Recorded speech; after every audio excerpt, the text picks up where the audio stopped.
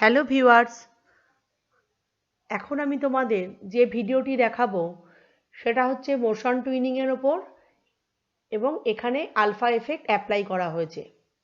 এই কাজটি করার জন্য আমরা প্রথমে একটি ব্ল্যাঙ্ক ডকুমেন্ট নিয়ে নিলাম।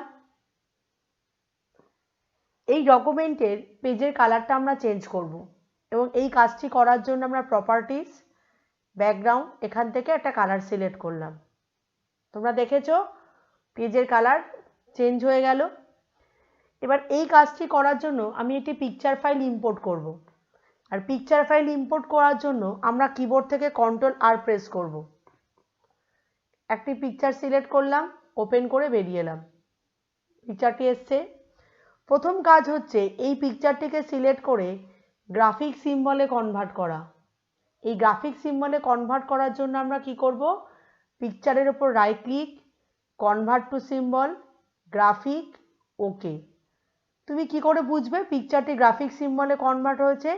পিকচারকে সিলেক্ট করে প্রপার্টিসে যাও, দেখো এখানে ইনস্ট্যান্স বিহেভিয়ারে গ্রাফিক দেখাচ্ছে, তার মানে তোমার ইম্পোর্ট করা পিকচারটি গ্রাফিক সিম্বলে কনভার্ট হলো।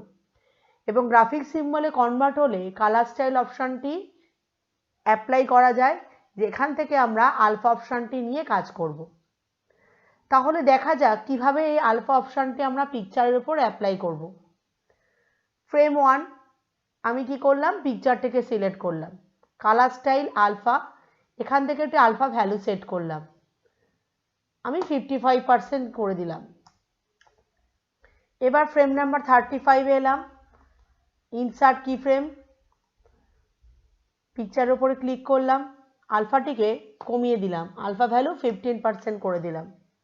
তোমরা দেখতে পাচ্ছ যখন 55% ছিল তখন পিকচারটিকে খানিকটা তার ব্রাইটনেস কম লাগছিল, 35-এ কিন্তু আরও কমে গেল। এবার আসছে ফ্রেম নাম্বার 70, এখানে আমরা আবার ইনসার্ট কি ফ্রেম করব। এইবার কিন্তু পিকচারে আলফা ভ্যালু 100% করে দেব। পিকচারটা প্রমিনেন্ট হলো। এবার লেয়ার 1কে সিলেক্ট করে এর মধ্যে আমরা মোশন টুইনিং অ্যাপ্লাই করব।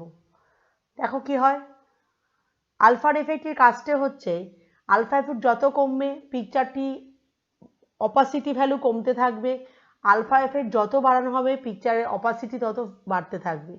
এটাই হচ্ছে আলফা এফেক্ট এবং এর উপর আমরা মোশন টুইনিং অ্যাপ্লাই করলাম। তোমাদের যদি আমার তৈরি করা এই ভিডিওটি ভালো লেগে থাকে তাহলে আমাদের শেখা চ্যানেলটিকে লাইক এবং শেয়ার করবে এবং আমাদের এই ভিডিওগুলো বন্ধুদের মধ্যে শেয়ার করতে ভুলবে না এবং সাবস্ক্রাইব বাটনটিতে অবশ্যই ক্লিক করবে।